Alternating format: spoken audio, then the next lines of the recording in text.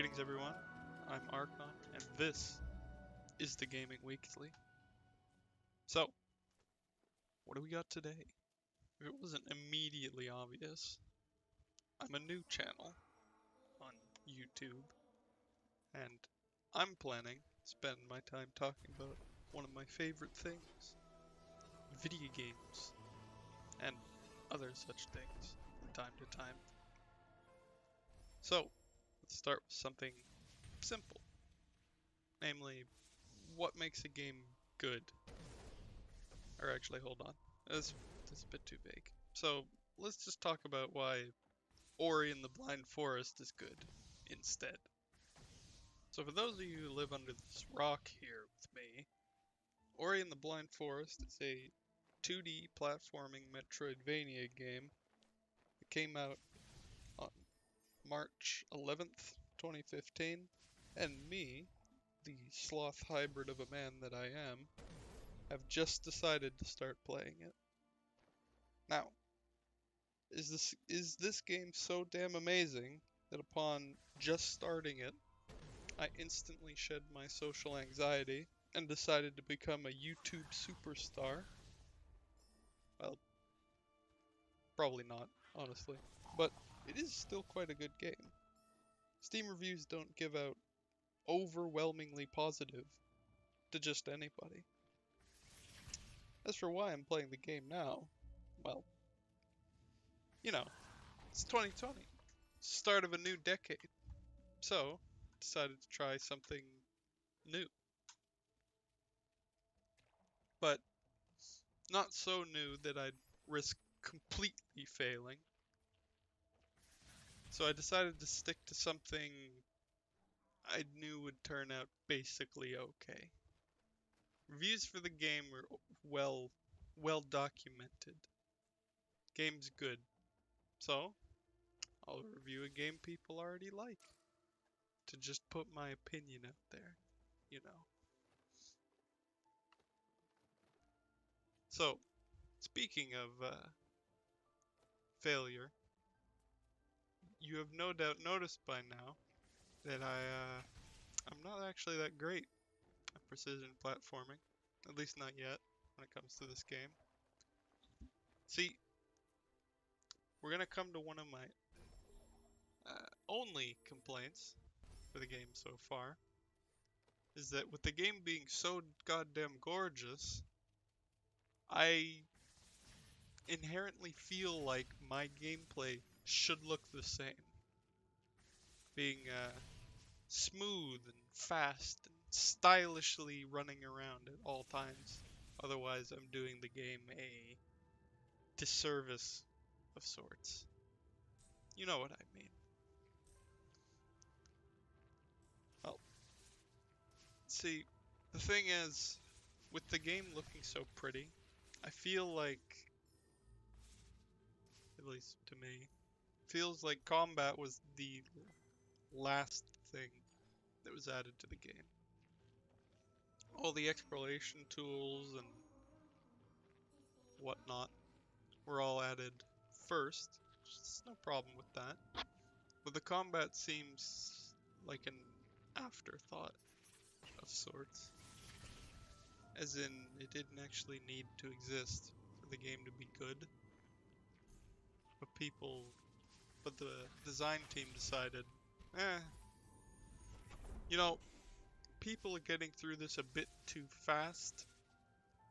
We need them to click the left mouse button a lot to progress. Now granted, a game doesn't actually have to revolve around combat, but all other Metroidvania type games that are off the top of my head, like, well, Metroid Prime, Castlevania, to name two of them, have combat that's really central to the game, as opposed to Ori's gameplay, which is mostly centered around smooth movement. So instead of, hey, our smooth movement system's really good, let's add some combat so that it slows it down, they should have just, I don't know, made everything a bit bigger to make the movement feel more natural. This is just me, but it seems like it was a design decision made after the fact. I don't know. So, but take in mind, take this opinion with a grain of salt. I'm not done the game yet. Say I'm maybe, I don't know, 30% through, maybe a bit more. So this isn't really a review. It's more of a general first impressions. I'm I'm essentially just using Ori and the visually impaired trees as a crutch in this case to help make the first video on my channel seem a little less awkward. To have some pretty gameplay in the background to distract you from the fact that I have no idea how to socially interact with people. It's actually kind of unfair. So when I finish the game, I'll do a full review. Just don't let me forget, because I will. Okay. Anyway, where was I? Right. The game looks amazing. The only other 2D style Metroidvania game that comes to mind of having this level of artistic polish is Hollow Knight, which I have played but didn't finish. See, I played through the whole game with mouse and keyboard, despite what the game tells you, and I did basically fine until I made it to the Path of Pain. Now, those of you who know what this is, you get where I'm gonna go with this. See, I like to 100% complete games that I respect within reason. I mean, I would like to have 100%ed Dark Souls 3, but I am not sitting there with a treasure chest on my head grinding all those nights for like 1,000 hours. But anyway, Hollow Knight is in that category. So, I decided to go and do every secret I possibly could before the final boss. And completing the Path of Pain is one of them. And after a few hundred tries, I decided to stop. Now, I was busy at the time. In my defense, not a quitter of my own volition. I had finals coming up, so I couldn't keep bashing my head against the wall of progress, despite what I may have wanted. So I had to stop. Now I hear what you're saying. Just plug in a controller, you stupid git. Well, yeah. Could have done that. But I didn't, so there.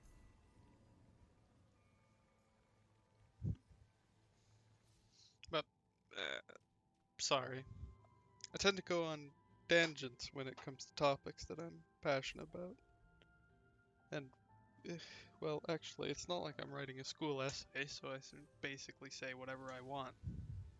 eh, Within reason. Okay? Don't take that out of context. Actually, give me my apology back. You don't need it. Getting back on topic, game's pretty great so far. Each new area I go into gives me a feeling of wonder as I take in the environment, which is an accomplishment in itself, considering that the entire game technically takes place in a forest. Speaking of forests, though, or the forest, this may just be me, having not done most of the game, But the big tree, the spirit tree, whatever, in the intro and throughout certain points, is it just me, or does he sound like a huge narcissist? I mean, I know. A narcissistic tree? What are you talking about? But the the tree is the whole driving point, driving force of the game, technically. So the tree has every right to be full of itself. But it just seems remarkably odd. The tree, my light did this. I did this. I mean, he's not wrong, but I don't know. Seems kind of full of himself, as full of himself as a tree can be. Uh, Okay, that seems remarkably petty for a review. It's because I'm actually having a hard time coming up with things wrong about the game, which is a pretty good point in the game's favor. If one of the criticisms I could come up with is that tree in the intro sounds mildly narcissistic.